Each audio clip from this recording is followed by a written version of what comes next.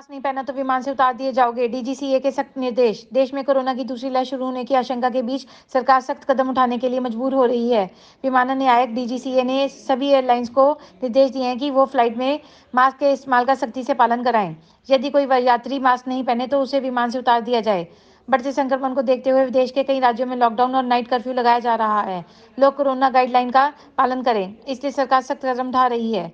इसी तारतम्य में नागरिक उड़ान महानिदेशालय ने बिना मास्क पहने विमान से सवार नहीं होने दिया जाएगा। यदि कोई उड़ान के दौरान मास्क नहीं पहने तो उसे उतार दे। उड़ान के दौरान कोरोना नियमों की एक गाइडलाइन भी डीजीसीए ने जारी की है। अच्छी खबर, भारतीय अर्थव्यवस्था में दिख रहा है वी आकार का सुधार। वित्त राज्य मंत्री अनुराग ठाकुर ने कहा कि भारतीय अर्थव्यवस्था में अब वी आकार का सुधार दिखने लगा है। उन्होंने कहा कि अर्थव्यवस्था में सुधार के संकेत हैं। वी आकार के सुधार से तात्पर्य तेज गिरावट के बाद अर्थव्यवस्था के तेजी के पुनरुद्धार है। ठाकुर ने भारतीय विमानन संस्थान द्वारा आयोजित एक वर्चुअल सम्मेलन को संबोधित करते हुए कहा है कि भारत में पहले ही वी आकार का सुधार दिखने लगा है। विभिन्न क्षेत्रों की स्थिति सुधर रही है। फरवरी में देश में 25,787 करोड़ रुपए का प्रत्यक्ष विदेशी निवेश एफडीआई आया है। लॉकडाउन और कोरोना के बावजूद बड़ी रेलवे की बड़ी माल ढुलाई। कोरोना महामारी के दौरान भारतीय रेलवे माल ढुलाई में सर्वाधिक पसंदीदा परिवहन बनकर सामने आई है। रेलवे की माल ढुलाई पिछले वर्ष की तुलना में से इस वर्ष ज्यादा रही है।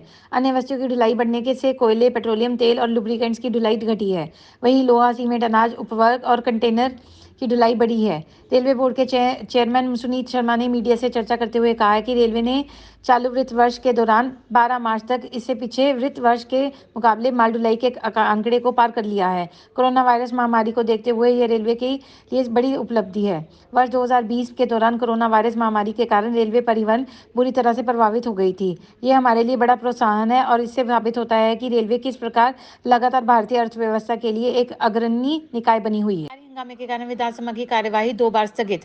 ओडिशा विधानसभा में शनिवार को खूब हंगामा हुआ, जिसके कारण विधानसभा अध्यक्ष एसएन पात्रो ने सदन की कार्यवाही को 2 बार स्थगित की।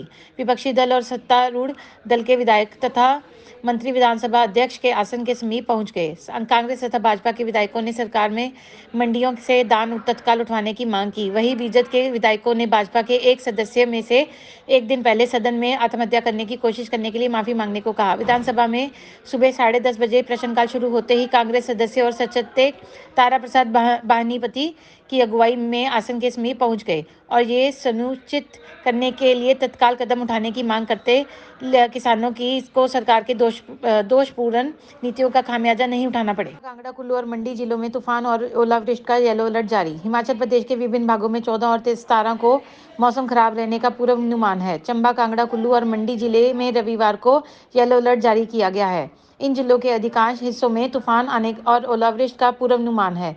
मैदानी क्षेत्रों में मौसम फिर साफ रहेगा और धूप खिलेगी। मध्यम और ऊंचाई वाले भागों में बारिश और बर्फबारी होने के आसार हैं। पिछले 24 घंटे में न्यूनतम तापमान 1 से 2 डिग्री नीचे दर्ज किया गया है, जबकि अधिकतम तापमान 4 से 5 डिग्री घटा है। शिमला का न्यूनतम तापमान 8.2, सुंदरनगर 7.4, भुंतर 6, कल्पा 1.2, धर्मशाला 10.2, ऊना 9.2, नाहन 13.7, पालमपुर 9.2, सोलन 7.2, मनाली 3.8, कांगड़ा 10.7, मंडी 7, बिलासपुर 13.0, हमीरपुर 12.7, चंबा 7.4, डलहौजी 4.3 और कुफरी 4 डिग्री सेल्सियस रिकॉर्ड किया गया है। पूर्व मुख्यमंत्री अखिलेश यादव और 20 अज्ञात के खिलाफ मुकदमा दर्ज। पत्रकारों को बंधक बनाकर पीटने का आरोप। उत्तर प्रदेश के पूर्व मुख्यमंत्री एवं समाजवादी पार्टी के राष्ट्रीय अध्यक्ष अखिलेश यादव के खिलाफ मुरादाबाद के पाकबड़ा थाने में एक केस दर्ज किया गया है। केस में 20 अज्ञात कार्यकर्ताओं को भी आरोपी बनाया गया है। उधर सपा के जिला अध्यक्ष जयवीर सिंह यादव की तहरीर पर 2 पत्रकारों के खिलाफ भी केस दर्ज किया गया है। मझौना थाना के बुद्धि विहार निवासी एवं IPAA Indian press alliance association के राष्ट्रीय अध्यक्ष अवधेश पराशर की तहरीर पर केस दर्ज कराया गया है, जिसमें आरोप लगाया कि पाकबड़ा के रिजेंसी होटल में 11 मार्च की शाम पूर्व मुख्यमंत्री अखिलेश यादव की ओर से प्रेस कॉन्फ्रेंस आयोजित की गई थी, जिसमें कुछ पत्रकारों ने व्यक्तिगत सवाल पूछ लिए, जिससे गुस्से में अखिलेश यादव ने अपने सुरक्षा गार्ड और सपा कार्यकर्ताओं से पत्रकारों को बंधक बना लिया और उनकी पिटाई करवाई थी। Hero express 200T BSE Bharat में लॉन्च। हीरो मोटोकॉर्प ने अपनी एक्सप्रेस 200T मोटरसाइकिल के BSE वेरिएंट को भारत में लॉन्च कर दिया है। देश के सबसे बड़ा 2 पहिया वाहन निर्माता ने इसके डिजाइन में कोई बदलाव नहीं किया है। कंपनी ने इस बाइक को सिर्फ कड़े उत्सर्जन मानकों वालों BS6 इंजन के साथ उतारा है। Hero XPulse 200T bike company की एक्सपल्स फैमिली का हिस्सा है। इस फैमिली में कंपनी की बेहद लोकप्रिय बाइक एक्सपल्स 200 एडवेंचर टूर की भी शामिल है और 200 सीसी रेंज में एक्सट्रीम 200S फेयर्ड मोटरसाइकिल भी शुमार है। कंपनी ने 2021 हीरो एक्सपल्स 200T को 3 कलर स्कीम में पेश किया है। इसमें matte shield gold, panther black और स्पोर्ट्स रेड रंग शामिल है। इस बाइक में बहुत सारे फीचर्स मिलते हैं। आतंकियों ने किया ग्रेनेड हमला, 2 SPO घायल। उत्तर कश्मीर में बारामूला जिले के सोपोर इलाके में आतंकियों ने ग्रेनेड हमला किया है। इस हमले में जम्मू कश्मीर पुलिस के 2 SPO घायल हुए हैं, जिन्हें उपचार के लिए अस्पताल में भर्ती कराया गया है। इसके साथ भी हमलावरों की तलाश में इलाके की घेराबंदी कर सुरक्षा बलों द्वारा तलाशी अभियान शुरू कर दिया गया है। बता दें कि सुरक्षा बलों की ओर से चलाए जा रहे आतंक विरोधी अभियानों से आतंकी संगठनों में बौखलाहट है।